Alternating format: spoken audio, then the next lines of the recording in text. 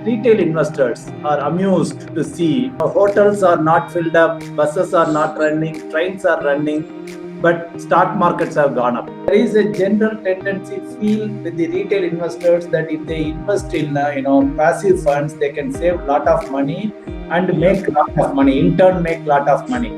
But where do you see in the next 5 to 10 years the Indian economy and hence the investors? Jinesh Gopani as a person, where he has put in his money. You see shops being closed, you see restaurants closed, or malls with 20% occupancy. Obviously, you feel things are very, very bad. But I would say there is a whole lot of a new world. I would sincerely say, with my experience, that never time the market. See, there will be pain, no doubt about it. If I can say. Yeah, yes and no. Namaste viewers. Today we are having Mr. Jinesh Gopani, Head of Mutual Funds in Axis Mutual Fund. And before knowing about him, Axis Mutual Fund by Axis Bank and Schroders PLC of UK. Axis is the majority shareholder. Axis Bank is the majority shareholder with 75% of shares and Schroders about 25% holding. And now, today, as of today, Axis Mutual Fund manages more than 1,30,000 crores of assets. Mr. Jinesh Gopani oversees equity, all equity-related assets, which are about more than 70,000 crores. And he personally manages, if I am right, more than 33,000 crores of rupees. So he manages one of the largest ELSS funds in the country with asset size of more than 20,000 crores.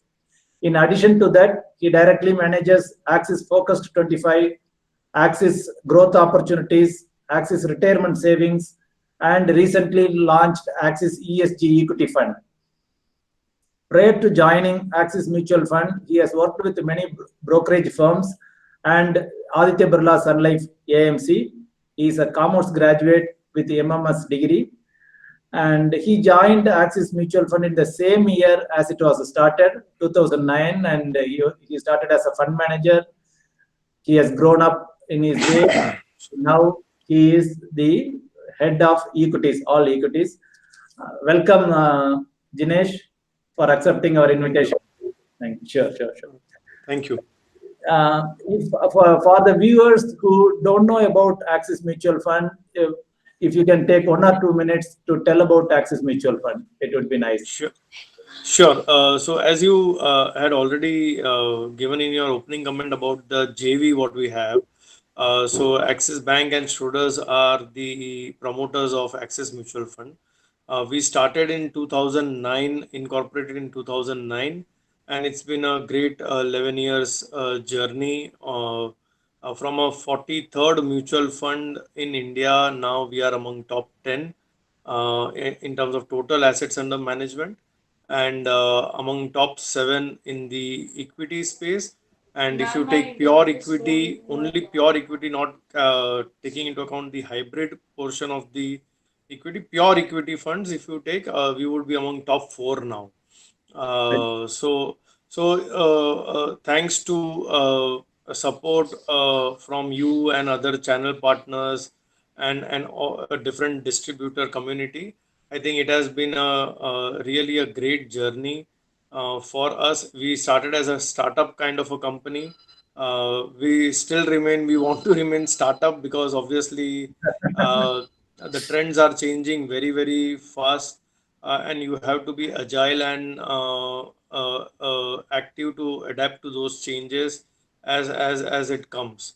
So I think 11 years is a short period of time, and there are many more years to go for the fund house, because I think it's a no-brainer in terms of high ROE businesses, as asset management is known for.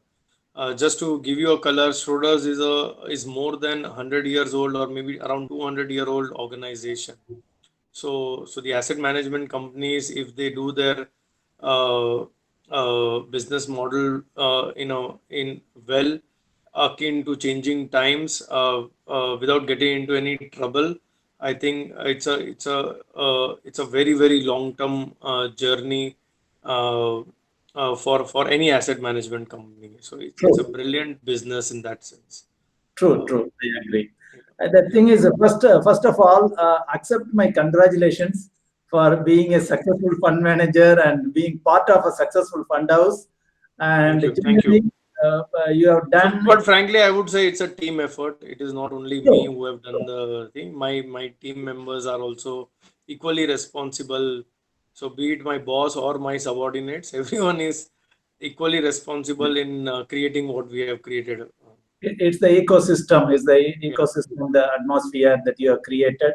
And again, on both equity and debt, you guys have done well yeah, yeah. on That's both true. sides. You have not missed anything. In No, this. no, I think having learned from some of the mistakes happened with some of the other fund houses, it was easier for us to not to repeat those mistakes. So at least learning from the others, the good guys always helps you to be on guard and ensure that you don't end up making any mistakes. So that is one of the advantages of being a late entrant, if I can say. Yeah, yes and no. Provided you become top three, then it is fine. That's good, good.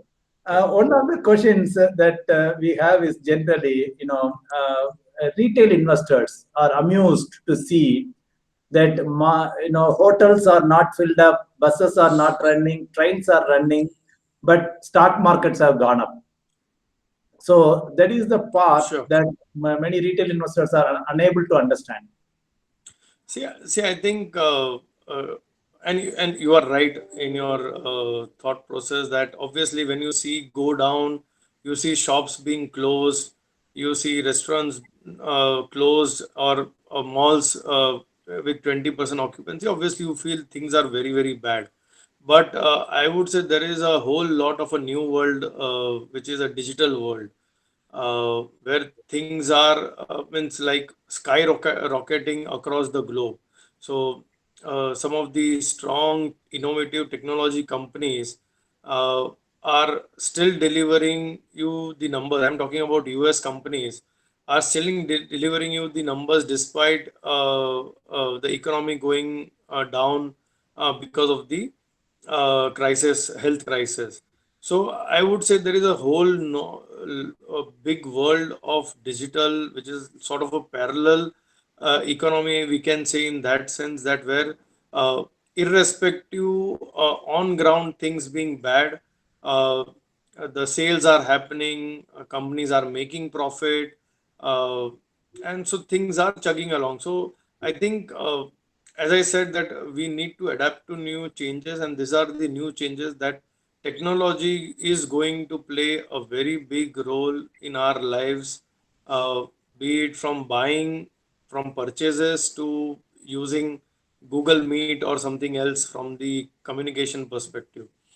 So I think it's a very different world, and I, I would say uh, some of the companies, one of the large uh, player in the market is now trying to move from B2B to B2C. You would have seen, and the kind of valuations they have got from the FDI flows. Like many of these strong marquee US names, US companies have put money into those companies. So I think clearly that has led to significant shift in terms of the mood in the market, where lot of FDI flows, lot of QIPs happening, money wanting to invest into stories where there is an edge of technology, or people feel that these companies are here to survive for a longer period of time. And this is across the world. It is not any specific to India. Specifically to answer your questions, I would say clearly money is available in plenty in the global world. There is lot of quantitative easings which have happened again after this pandemic, along with 2008-9 money sloshing around. So that money has to be invested to deliver, let's say, 5-7% kind of a return to any Mhm. sovereign wealth fund or to any pension fund, right? And that is where as the cost of capital has come down, people are okay paying slightly higher price to a more stronger stories, but they want to participate. So um the flows are strong. You would have seen the kind of deals which are happening in the market and the kind of responses they are getting, which speaks about a lot of money which is chasing few good companies, and those good companies being part of Nifty, markets are higher. True. So that is the story. I mean, one part, although economy is suffering, the other part is doing pretty well, which is No, compensating I or think I think the yeah the good part. For example, if you see maybe wherever you are staying, your shops the shops might be closed, the sari shop or something like that. But if you see Mintra, if you see this Amazon Prime sale today and tomorrow, these are very different ecosystem. But you can get what you want, right? At the end true, of the day, sitting at home, working from home, still you are able to do whatever you can do, right? true, Except for some of the things like going to restaurants or something like that. Except for that, or maybe going for tourism or something, I think which would be, let's say 10-15% of your total activity or spending habit. Rest everything is available, right? So net I would say, from a, if you really see from your house perspective, I think 80-85% of things are happening, right? Be correct, it correct. buying, be it selling, be it anything, right? So so so I think this new world is very very different, and hence when you go down you will feel that things are very very bad, but there is an other side of the story which is not known, which is in the Mhm. wire, but that is doing very well. Yeah. True. And you are an active fund manager, Jinesh. You are an Yeah. active fund manager. So, but in the recent past, with a lot of newspaper articles that you can save so much money, you know, millions of money over a period of 20 year, 30 year by getting into Yeah. passive funds or ETFs, whatever you call. So there is a general tendency feel with the retail investors that if they invest in passive funds, they can save a lot of money and Yeah. make lot of money. In turn, make lot of money. What is your thought process to give them an answer in this regard? Sure. So I think we should not ignore it. As a fund manager, also I should not be ignoring that wave. And at the same time, from an investor perspective, also it is one of the product available to you, which is a Mhm. low cost product, right? Uh, uh, to answer this question, I think we should not ignore this wave. But at the same time, I would say India is still, let's say, 5-7 years or maybe even 10 years away, because our markets are not a developed market. There is a price discovery which plays a big role in terms of investing into the company. The Nifty constituent itself are changing very rapidly. So I think if you take last 10 years, the Nifty returns would have been at 8-9% CAGR, True, whereas some of the good fund houses would have still delivered you, let's say, 12-13-15% kind of a CAGR. If you really take Nifty constituent, 10 years back, oil and gas, industrials, infrastructure, telecom were heavy part of the indices. And after 10 years you have financials and something else as larger part of the indices. I don't know what will be next 10 years, but I can just say, if you miss out those stories, if you would have missed out the financial rally in last 10 years, you would have missed out big part of your gains. So what I would suggest is, uh, of the 100, it is always good to put 10-15% in ETF or even 10% in ETF, because it's we should not ignore that product. So it is one of the product, right, at the end of the day. But true, I think India, you see, India is still not developed world. There are many companies who are mid cap in nature or small cap in nature can become part of Nifty indices. Likewise, how you would have seen many companies like, I'm just giving an example, the recent additions are Sri Cement or HDFC Standard Life. They are all become the part of the market. So from an active perspective, my job is to find those next Nifty 50 companies which would be part of Nifty, because that is where the delta of flows will come. Because if you go right in your assessment of the company, that company becomes from mid cap to large cap, Mhm. eventually it become part of Nifty, and that is Mhm. where ETF flows will also make those stocks higher and higher. So I should say, to stay in the game, you should be eyeing for a Nifty 50 stock, next Nifty 50 stock, which can be part of the indices over a period of next 3 to 5 years. And that is where India being land of entrepreneurs, you will have many more themes coming in the market. You will have many companies becoming darlings of the market. There will be rotation in some of sectors. There will be, for example, again, I'm saying there might be some of the pharma companies which were dogs suddenly becoming part of Nifty again. So I'm just saying, because our Nifty constituent itself are changing, for an active manager, the role is to find next Nifty 50 company, so that the ETF flows are with you and they take stock prices higher and higher, because it's a passive money. It doesn't see fundamentals, it doesn't see anything. It just comes and buys and sells whenever the flow whenever there is an outflow. So for me, it's a better story, I would say.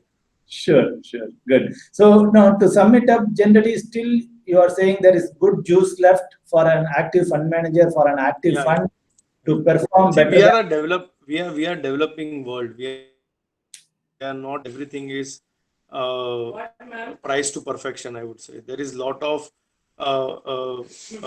themes which will come into the market. Frankly, if you really see, we don't have any big technology theme in the market except for few tech companies, and now one of the large company becoming an internet company. The entire tech or internet wave or a platform wave is not available in India. So True. can there be some companies like Zomatos of the world or Policy Bazaars of the world can get listed in the market? Answer is yes.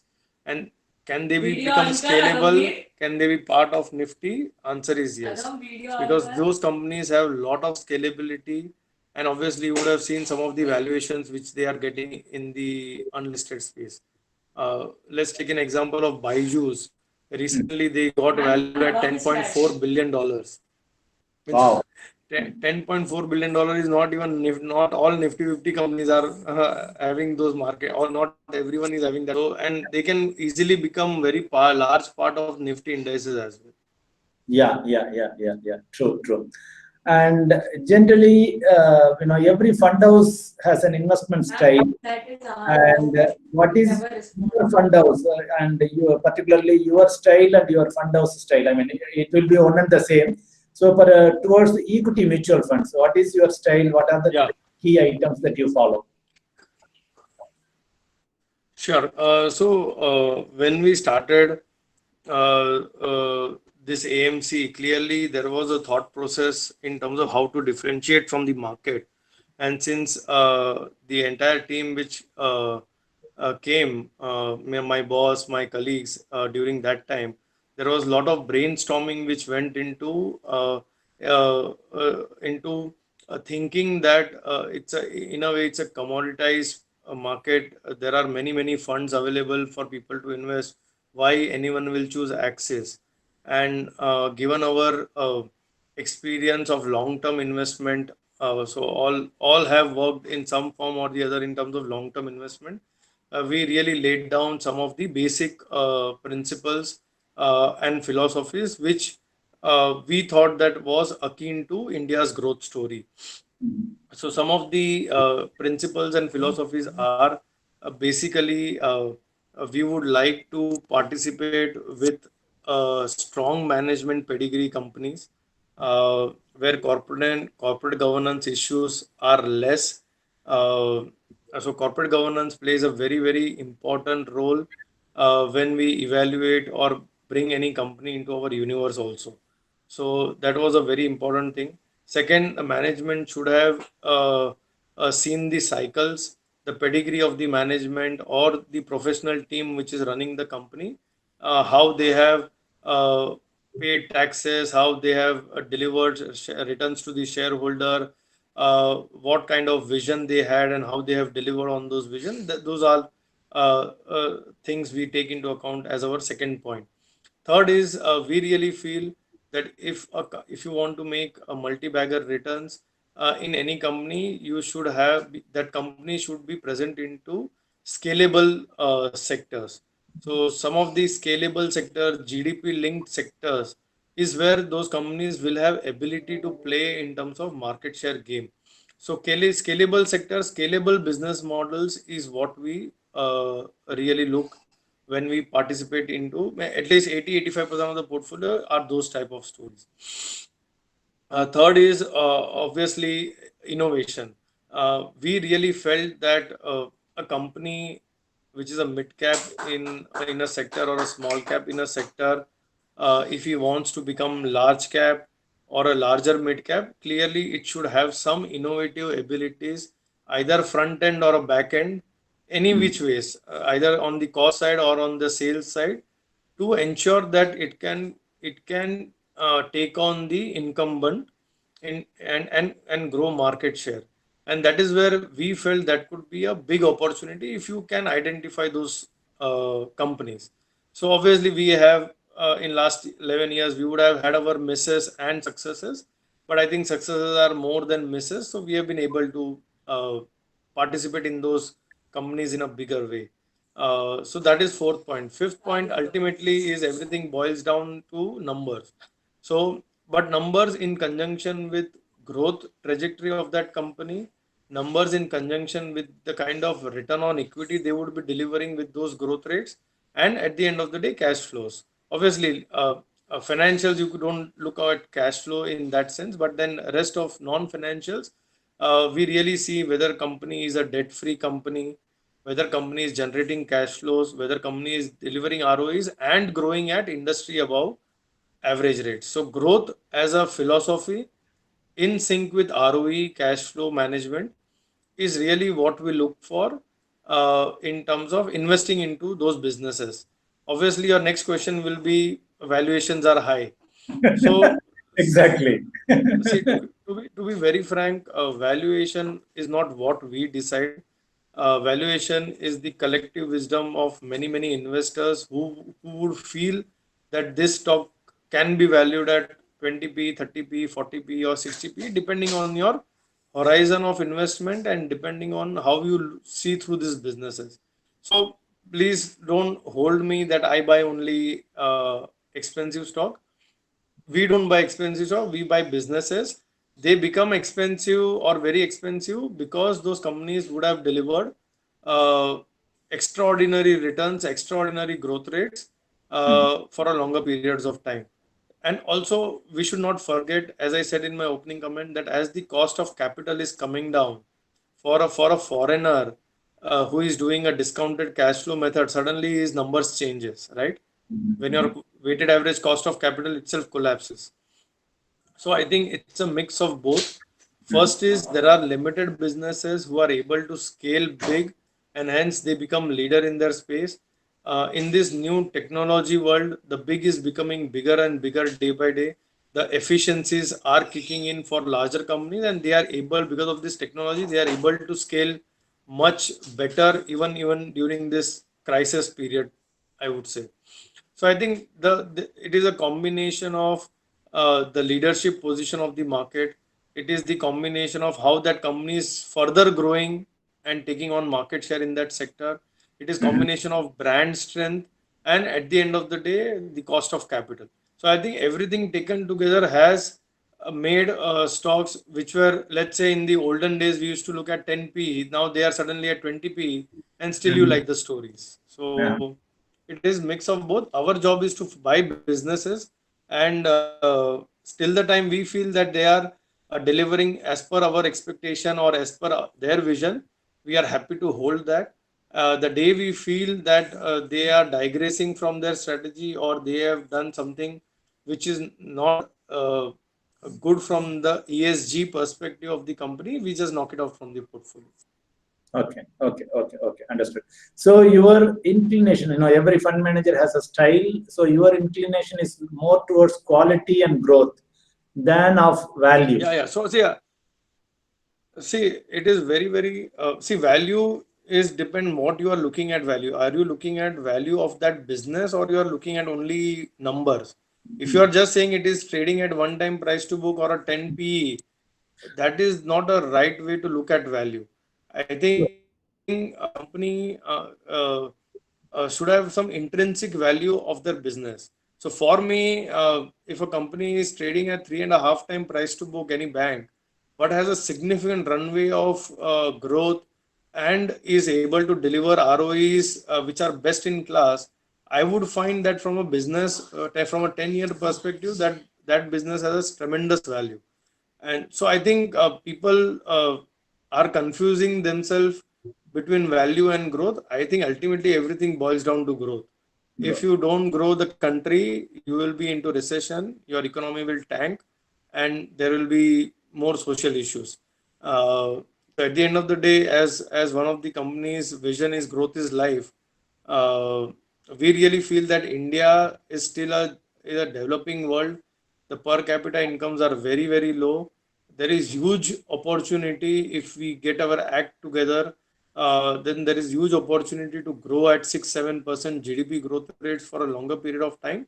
And if you are able to grow those GDP rate, then there will be companies which can grow at 2x or 3x of those GDP growth rates, because that is sheer size which is available. We are let's say 15, 20 years behind US in that Mhm. sense, from the economy perspective.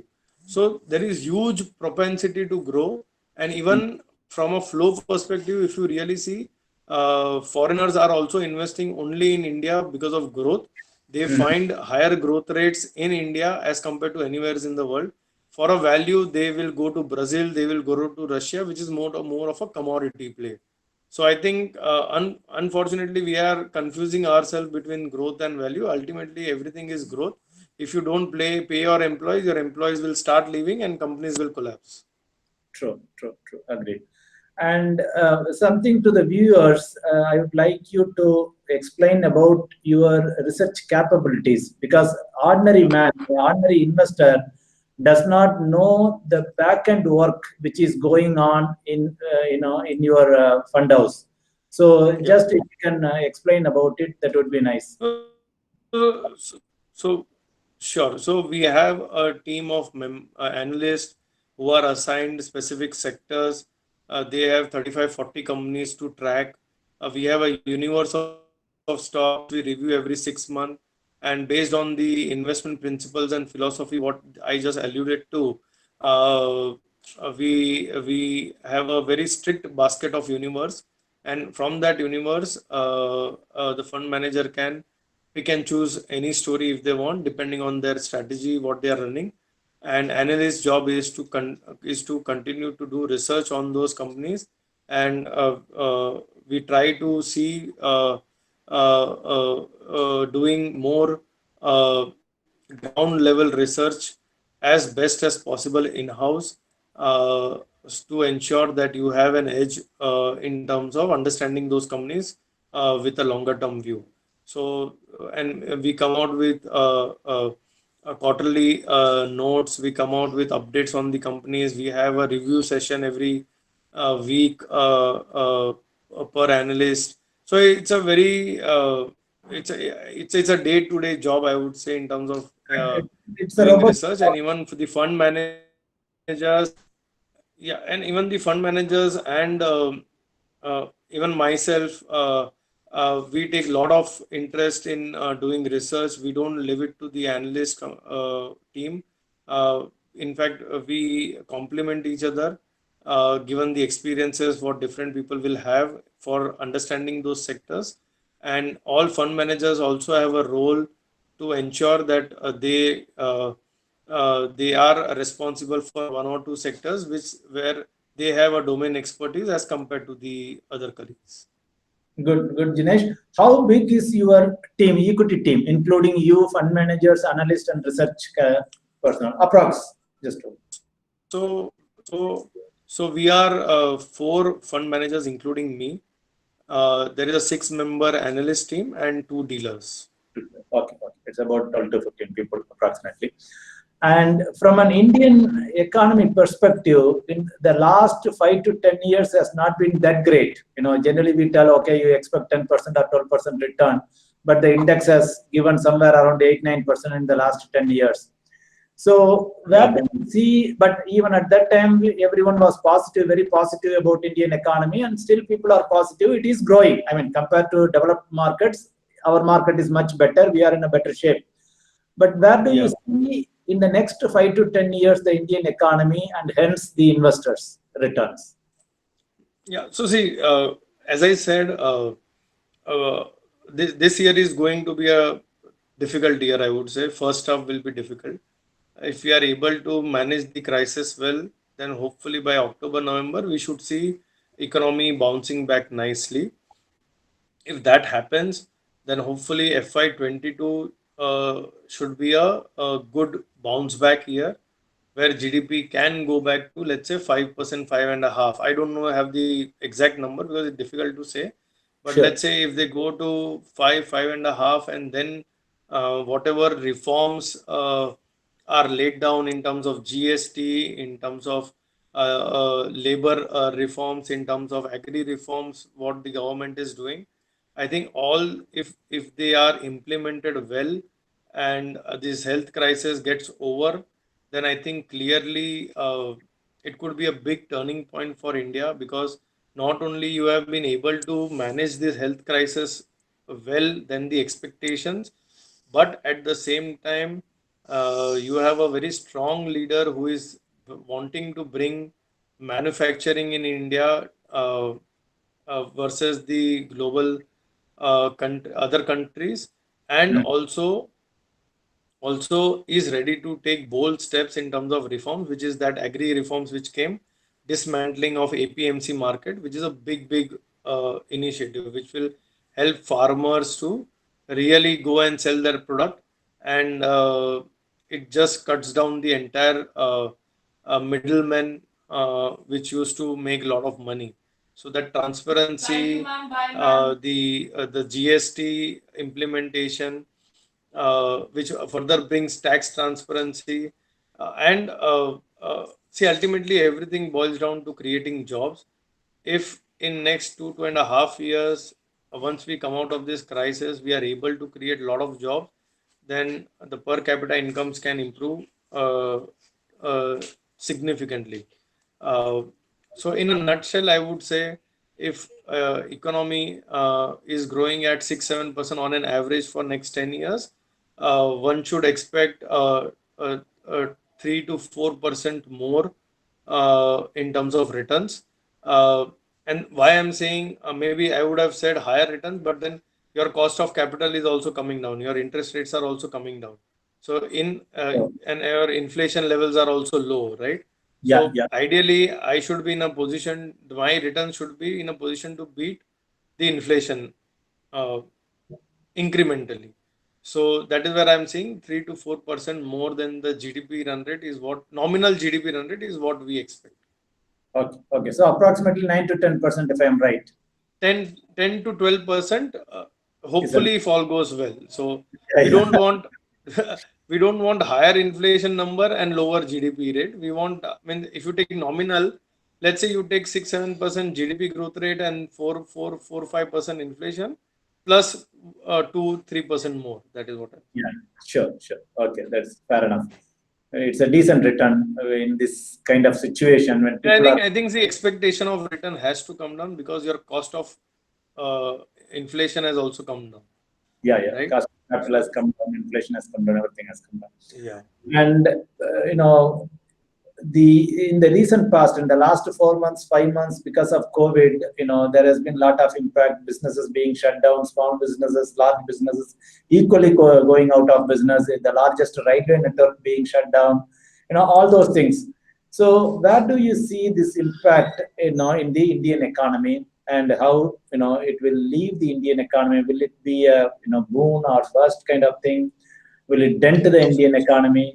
So, what So, is your thoughts? so see, initially it will dent the Indian economy, and that is what the numbers are. People are looking at -5% GDP growth rate for this year, but hopefully in Q4, let's say by March quarter, you should see positive exit rates of GDP, because Okay. first quarter, second quarter will be negative, then you improve, and then fourth quarter you have a better growth rate, because last year your growth rates were collapsed. So YOY should be looking very good in terms of tax collections and everything. So, so, so my feeling is, see, frankly, all crisis uh, brings opportunity and destroys something. So, if you take technology, digital world, Mhm. suddenly it's a big boon for them. People who never used to use WhatsApp have started using WhatsApp. People who never used to do online sales have started using online sales. So the surge of digital is to the next level altogether. What you Mhm. would have thought will take 1 or 2 years, suddenly everything has happened in 3 months. Uh-huh, Like how we are talking in on Google Meet, right? Rather than me coming down to Chennai and meeting. I mean, see, frankly speaking, it saves a lot of time, right? True, true, true. Exactly, So exactly. this is the new normal, I would say. I would say. So, so you have Microsoft Team, you have Google Meet, you have Zoom calls happening, but Yeah. that has really led to adaptability, right? Many Mhm. people who would have not been adapting to those changes would are now forced to adapt to these changes if you want to be connected. Correct. So, so those type of companies will have great run. Pharma will have great run because suddenly the health as an concept. Insurance companies will have a great run. General insurance companies will have a great run. Uh, uh, Consumption will have a great run because if you are not going out, you will want to eat at home, right? And you will want to make good food at home. I mean, Yeah, different delicacies, right? And so ready to eat kind of a concept, all those concepts have just gone up, right?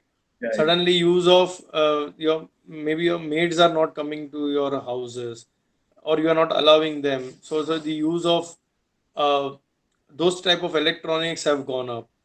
uh, so I'm saying that there will be beneficiaries, there will be some people who will not be benefiting. So for example, as I said, commercial real estate, hospitality, Mm. hotels, restaurants, tourism, Mhm.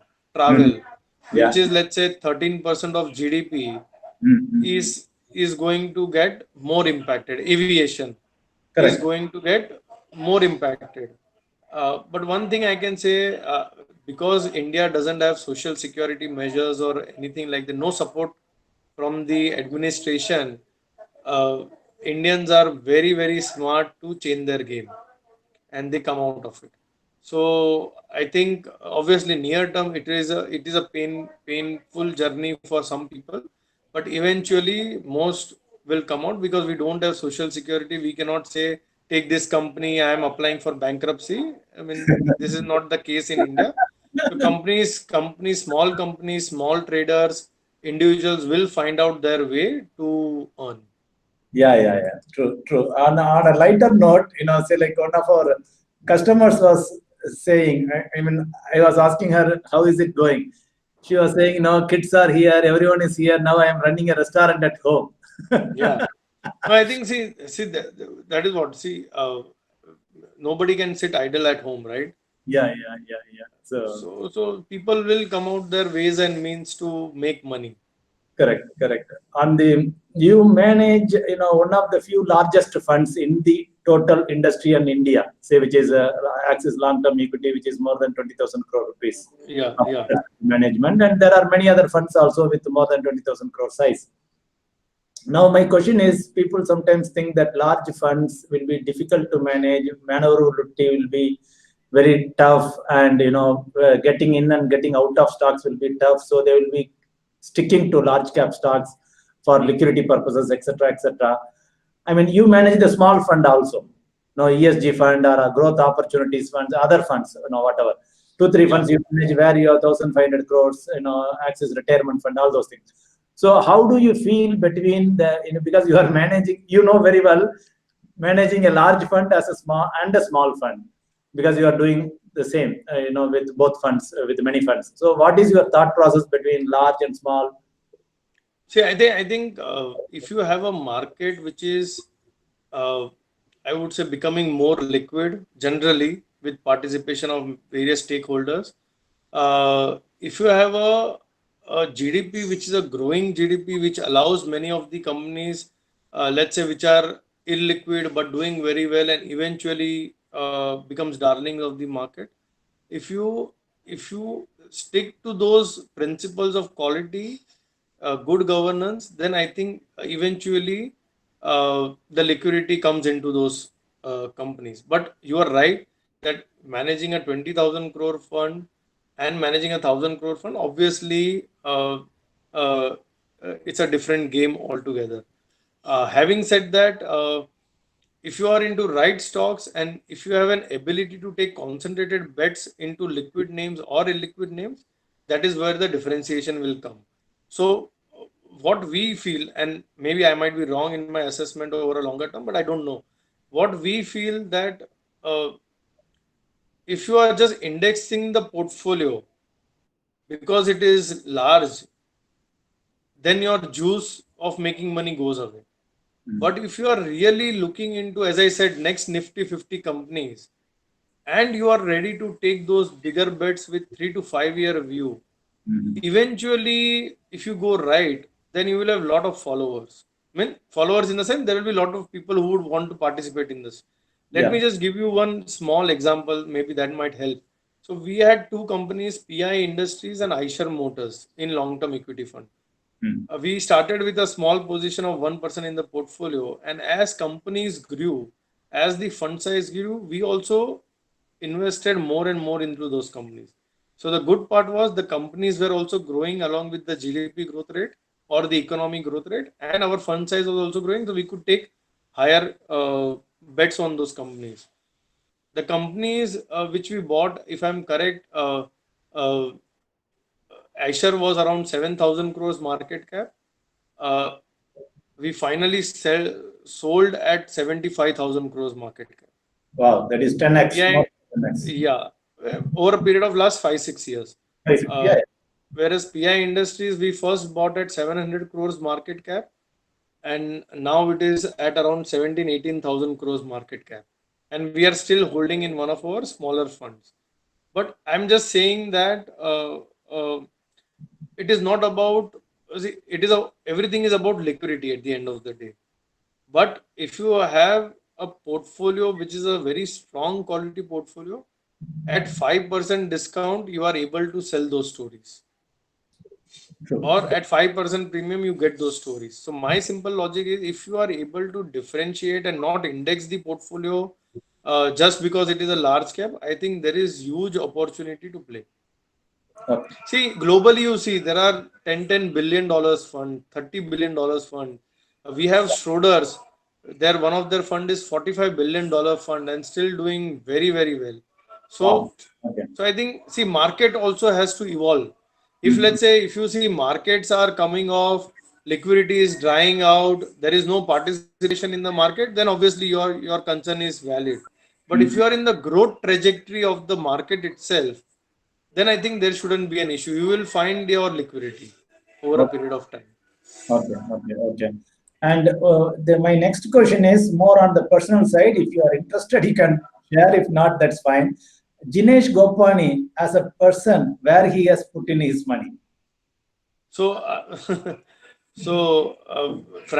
as we are not allowed to invest in any particular stock, so that is Yeah. as per the regulation. Yeah. So, I have money in my funds, which is all four: long-term equity, Focus 25, Axis Growth Opportunities Fund, Axis ESG Fund. Everywhere I have 80% of my money there and 20% or 25% in my other colleagues, which is multi, which is small cap and mid cap, I would say. Wow. Wow. Very good. Very good. Congratulations. And Congratulations. also to be frank, I have some investment in the unlisted space where we are allowed to invest. Okay. Okay. Okay. That is good. That is good. Fair enough. And there are in any industry, in any investment, there are things that you like and that you don't like. As far as mutual fund is concerned, what is your likening and disliking generally? In general, I mean. No, you are asking about mutual fund or you are asking about our As a investment mutual process? fund as an industry, mutual fund as an industry, say like you might be able to say that if I were not a mutual fund manager, I would have made much more money. I would have taken much more bet. Kind of. Those are disadvantage in a mutual fund, or that is the kind of thing I'm asking. No, I think fortunately, as I said, we started as a startup, and what more you can ask for in this in this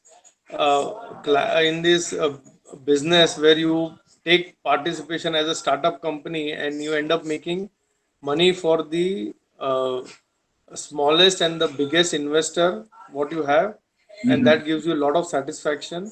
Plus True. at the same time you make your own wealth as best as possible, because you are part of the startup and you are part of the top management team, and obviously whatever you make, that you make. So I think it is not about this or that. I mean, it is the grass is always green on the other side. uh, but I think so long you are able to have a freedom to Mm. do what you want to do, with whatever guidelines laid down by the top management, True. and you have, see, I think the beauty of working anywhere should be that you should have enough freedom to uh, apply your thoughts or apply your mind to that business. Mhm. So Mhm. for us, it is like my boss has been very kind enough to give me enough freedom to invest into stories, Mhm. which may be risky in the initial phase, but have turned out as a winner. So this is what I like to do: find ideas. So idea generation, I would say. Sure. So if you are able to do what you want to do, and at the same time uh, in the legitimate way, and at the same time make money for so many investors, it's a very different feeling you have. True. So so I True. would not say this is good or this is bad or this is good. Maybe when time will say, but then you have to uh, play your journey on a day-to-day basis, Mhm. uh, and enjoy that game. True, true. Agreed. Valid point. And truly, because it is in your fund, people are investing 500 rupees, 1000 rupees, 2000 rupees. Yeah, And the mutual fund is one of the best platforms available for a retail investor to create long term wealth. There is no doubt yeah, about yeah. See, I think uh, I always say that people think, people read newspaper and they think that every day there is an opportunity to make money, it. Uh-huh. and people unfortunately end up making big mistakes by going directly into the market. True, true. And since they cannot sit in the market on a daily basis because they have their own jobs or they have their own business, they Mhm. end up losing big money when things go turn down, and then they start cursing the market that Yes. this is a casino market, kuch fundamental hota nahi hai, and all those things. So I think my sincere advice would be, obviously, if you are a part of the market, then it's a different story, but otherwise, uh, I genuinely feel, and not because I am in mutual fund, but I genuinely feel this is the best way if you are happy with those 10-15% CAGR tax free returns. True, true, to some extent. Of course, it is not fully tax free, but okay, nowadays, Whichever way, whichever, maybe at least, little bit of uh, lesser yeah, tax, yeah, more of yeah, lesser tax. And say like nowadays, in general, in the market, people are asking retail investors, particularly because the distributor or advisor, whomever is involved, their job is to control the emotions. One of the major job is to control the emotions. Now, in the recent past, with the index rising, people are coming and saying, "Let me take out the money." And everywhere it is, a lot of YouTube videos coming, lot of advice coming. This, that market will go down to on the Nifty 6,000, 5,000, 4,000, whatever they name a figure. So when it is really low, I will buy again. So we try to, even with our investors, other advisors, other distributors, they try to educate the people. But still, I would like to hear from you. Is it the right approach to take out the money all of a sudden and then wait for it? And will the opportunity see, be available? see, I would sincerely say, in with my experience, that never time the market. Mhm. It is extremely difficult even for people like us who are sitting on a day-to-day basis to time the market, because markets are collective wisdom of many people, and you are 0.1% or 0.001% of that collective wisdom. Yes, So true. I think you don't know what the psyches are going around, what people are taking call, why they are taking call. There are so many news which keeps hitting the market, which has a different uh, I would say, different levels of anxiety in the market. So I Mhm. would say there is no point in timing the market. It all depends on the liquidity condition of that person. See, to be very frank, I would say, given these testing times, if a person is requiring liquidity for whatever purpose, be it health purpose or be it, then only he should remove money from the market, Mhm. because obviously I'm sure he would be not 100% into equity markets. He would have invested his whatever 10-15% of his investment, or even for 30-40% of his investment in the equity markets. So unless and until there is a dire need of liquidity, uh, uh, don't exit just because you think that I can time the market well. Well said, well said. That is true for because always people think that I can be a bit smarter. I can time the market. I can because the probability is very very less for a No, person to go. it is extremely difficult to time the market. Extremely Yeah, difficult. difficult. True, true.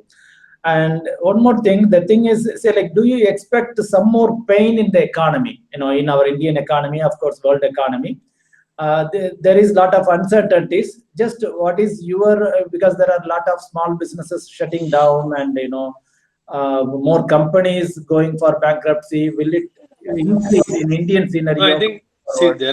there will be pain, no doubt about it. But see, frankly, India is so big, so uh, you cannot paint one picture across all states or all districts. As Mm. I said, that there will be pain for some sector. For example, let's take example of restaurant companies. The Mm. companies like those South Indian restaurant companies, they will come back, because Mm. they run a very tight cost structure. They have made a lot of money, so they can uh, hold their horses well. But let's say some of the companies who were private equity based led and have expanded excessively in last 2-3 years with using debt or private equity money, then the time is ticking, right, for them. Yeah, yeah, yeah. So those will close down, or those will get sold out, uh, Mm. or they will have to change their business model. See, one True. thing I can say, as I said, that we don't have social security as a concept, right? Mm. And Yeah. it is very difficult to send company to bankruptcy without having personal liability,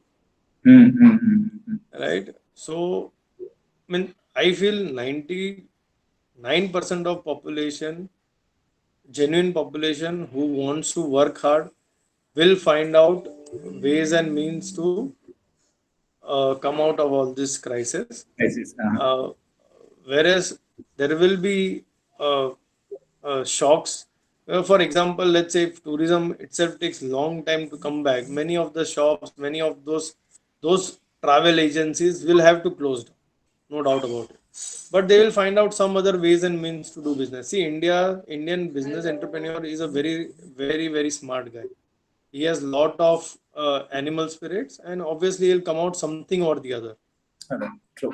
So either he will tie up with someone or will do something, right? So they Correct. cannot sit idle at home. So It has to so be I any think, kind see, of there will be a, yeah, I would say it will be kind of a reset kind of a recent. Okay, thing. correct one. And on the other side, say like now there are in the market you have large cap, mid cap, small cap, everything, and of course your fund house runs everything in a better way. Uh, No, uh, nothing like that. yeah, no, no. Generally, I'm talking. Generally, it's by the discipline or the systems. Generally, something has to be appreciated. So that's why that is the thing. But within these segments, either large cap segment, mid cap segment, or small cap segment, which one do you prefer? Anything, any preference, or you don't care about it? No, so see, on a personal note, I always say be into multi-cap strategy funds. Hmm. So our Focus 25 or our multi-cap fund or Axis Long-Term Equity Fund or Axis Growth Opportunities or Axis ESG, they are all multi-cap strategy. Hmm. Personally, I like those strategies because uh, ideally you want to play best of both worlds, where large caps can support you during these difficult times because those companies are strong, they come out of this mess faster, and the propensity to lose is less. Mhm. Whereas mid caps will do very, very well when there is a high growth trajectory of the economy. Mhm. So, and that will add to alpha to the portfolio. So, if you Mhm. want to play a entire business cycle Uh-huh. of the market, then I think multi cap as a strategy will always stand out. But Mhm. then it depends on the risk appetite of an investor. Okay. If he is ready to take bigger risk, then obviously we will want to go into small cap, which small cap at one day, 1 year will go up 90%, but can crash also 50-60%. True. So True. so it depends on the risk appetite.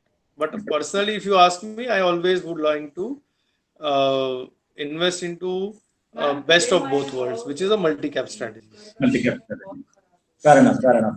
That is the other question that I have is say like you have in I think in one of your funds that you manage foreign assets, one or two of your funds that you manage your foreign assets as well.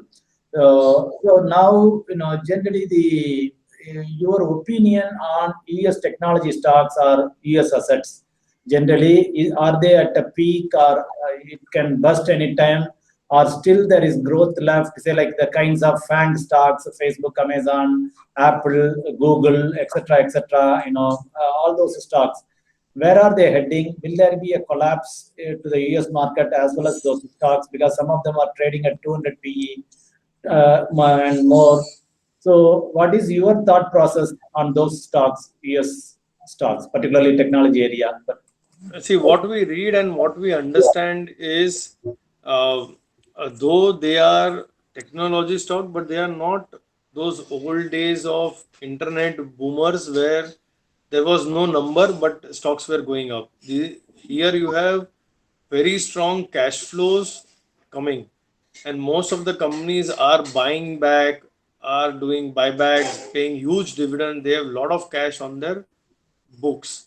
Mhm. So I don't think, I mean, at least some of the technology stocks are here to stay for a longer period of time, and they have created significant moat in their business, which Mhm. would be difficult to replicate on that scale by anyone now. Okay. Some will do it. I'm not saying nobody can do it. Someone will definitely do it, but uh, see, one is the flow side where money is moving that side because those companies are becoming bigger, bigger, bigger. Can there be a sort of a burst if something like you would have heard about this antitrust thing which is coming? Mhm. Those guys wants to break up these companies.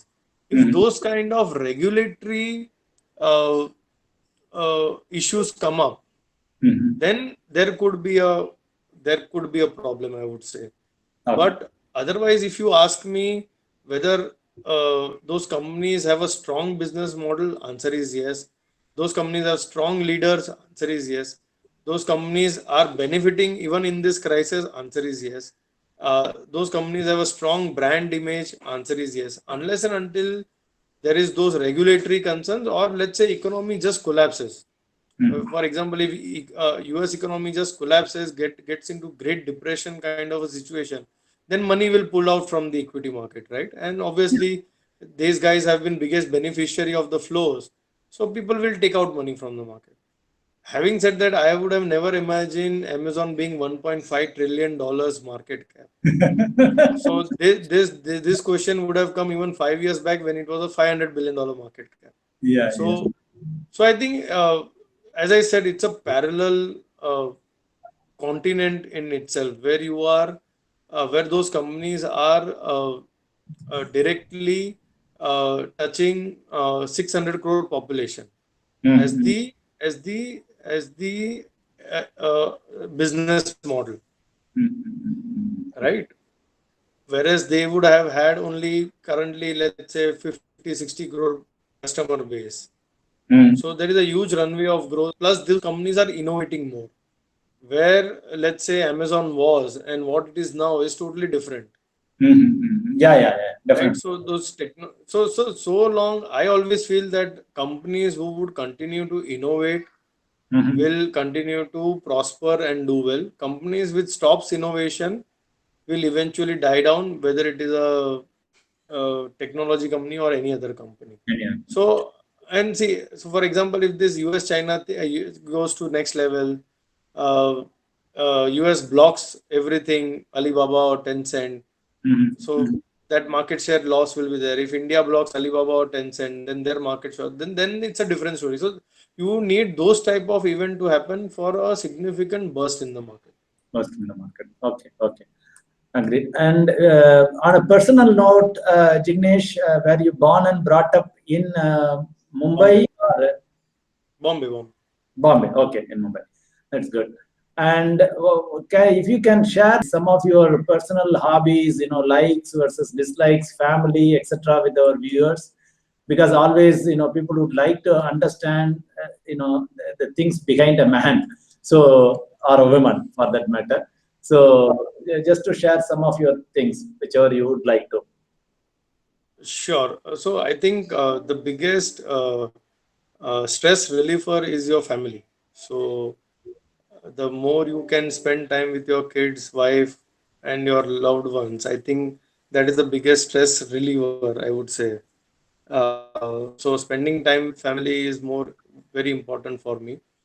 Uh, uh, then swimming, uh, cricket, all are some of the hobbies which I uh, still try to do. Obviously, everything is closed now, but uh, so I think the most important part is spending time with the family, uh, which is very important for me. Yeah, yeah, and with the growing kids, everything, Yeah, that, obviously you enjoy that. yeah, You yeah, yeah, once you definitely. get home, then your stress goes away once you see them. So. True, true. And with this virtual world, do you have any plans to move your Axis Mutual Fund to Chennai? No, no, no, no. Uh, Virtually, we would be already moved, no? So, because we need more fund houses to be headquartered in Chennai.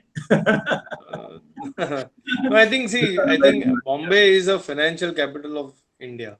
True, So true, I true. think it is always good to be around people who understand this financial space well. Mhm. Uh, and see, basically, it is like Silicon Valley, right? The more you Yeah, are in Silicon Valley, the more talent you get. yeah, yeah, yeah, So yeah. I'm not saying there is no talent in Chennai, but I'm just trying to say that normally it happens that way. Bangalore, if you see, has become Silicon Valley. Why many startups wants to set up their base in Bangalore? Because they get good talent Mhm, mhm. very True, fast. true, true. Yeah.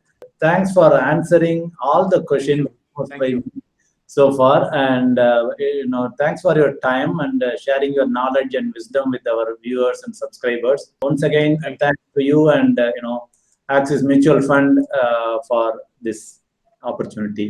Thank Thank you. you and all the best to you. Thank you very much. Thank you. Thank you, Jinesh. Thank you. Have a good day. Yep. Same to you. Bye. Yeah, bye bye.